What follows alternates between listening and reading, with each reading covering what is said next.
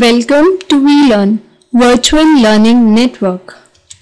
This is session number 22, Caste, Class and Politics in India. Topics which we are going to cover in this session are Introduction, what is caste, main features of caste, dynamic relationship, regional variations, caste and classes, stratification within class, pressure groups, caste association, political parties, caste and voting behavior. Coming towards the first topic, that is introduction. Caste is hierarchical. Status of an individual in caste-oriented social system is determined by birth. It has religious sanction by various holy texts reinforced by priests and rituals. Customary laws differentiate individual by birth and sex.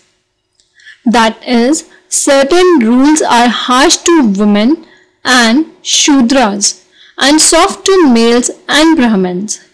On the other hand, democratic political system advocate freedom to an individual and equality of status. It stands for rule of laws. Politics, notwithstanding the ideals in any society, does not function in vacuum. It operates within social milieu. Therefore, it cannot be devoid for the prevailing social forces. At societal level, politics are related to struggle and for distribution of political powers and resources. One of the most important functions of politics is to govern society. Political leaders cannot ignore social forces as they themselves are part of them. It is imperative for the decision makers in democratic system to seek and extend support of constituents of obtaining and preserving their political powers. Politics introduces new values such as equality and freedom, institutions such as political parties and trade unions. India became a republic in 1950. For the first time in history, all adult citizens of the country have gained the right to vote and elect their representative for decision-making bodies from village panchayat to Lok Sabha. They also have the right to contest election so as to become rulers. Now, what is caste? Caste is an English translation of Indian word jati. As Indians, we all know that what is jati because we all have a tag of jati by birth. This applies to non-Hindus also. The meaning of jati is not the same among the Hindus and non-Hindus. Caste does not have religious sanction among the non-Hindus. It is a social meaning of jati for oneself and for other is not always uniform and consistent among all. It varies from purpose to purpose for which the tag is used. Jati has a specific social meaning identifying one's place in social order in village society where one interacts every day with other members of the local community. Caste is partially a subjective category. Main features of caste. Most societal writings on caste conclude that Homo hierarchicus is the central and substantive element of the caste system. The phrase is used by the French sociologist Louis Domento differentiate Hindu social system from other social system, particularly that of the Western society. Hierarchy is the central core of the caste social orders. It includes hierarchy of status, values, customs, and behavior on the basis of purity and impurity, interpersonal relationship among individuals in terms of blood, food, and occupation, and rituals divided into two orders, pure and impure. There are four essential features of caste system. They are hierarchy, commensurity, restriction on marriage, and hereditary occupation. What is dynamic relationship? No social system remains static. Social system changes from time to time with the changing social, economic, and political circumstances. This is also true for the caste system. At the empirical level, the caste hierarchy has never been static throughout history. Some jatis enjoy high status and some occupy low status. Some scholars believe that value system accepted of one's station in the life is the result of previous birth, has consequences among all Hindus including the untouchabilities. It is not true, though the upper caste try to maintain their higher status. The middle and the lower caste have successfully tried to change their status. A dominant section of some of the low caste include the groups which were at one time treated as untouchables, imitated customs and norms of the upper caste residing in their vicinity. Sociologists can also process as Sanskritization. This process means the prominent among the lower caste at one in India point of time, particularly in 19th and early 20th century, has been slowed down in 60s and 17. Most of the jatis are endogamous.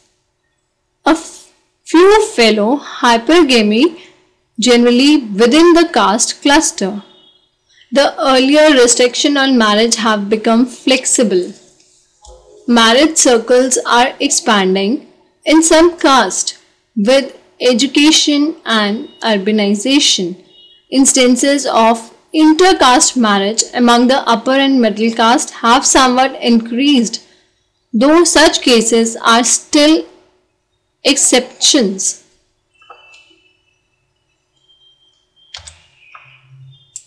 Next comes the regional variations. Caste structure in terms of hierarchy and boundary of interaction between the social group is more or less neat and identifiable at the village level. Caste structure has not developed uniformly in all regions of the subcontinent. Assam has developed a loose caste structure with less rigid hierarchy than that of Uttar Pradesh or Bihar. It is the same regarding observation of caste-specific rules. The number of caste also varies from region to region. Gujarat has a large number of castes than West Bengal. Different historical experiences have contributed to shaping of the present day socio-political process in different regions.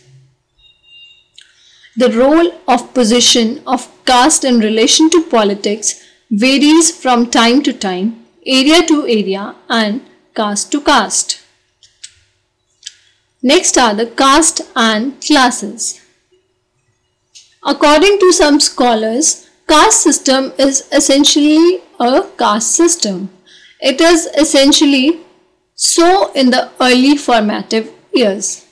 The classes were Rajanyas or the Kshatriyas, the aristocracy, the Brahmins, these are the priests, the Vaishyas, the people at large, mainly peasants and traders, and the Shudras, the service communities.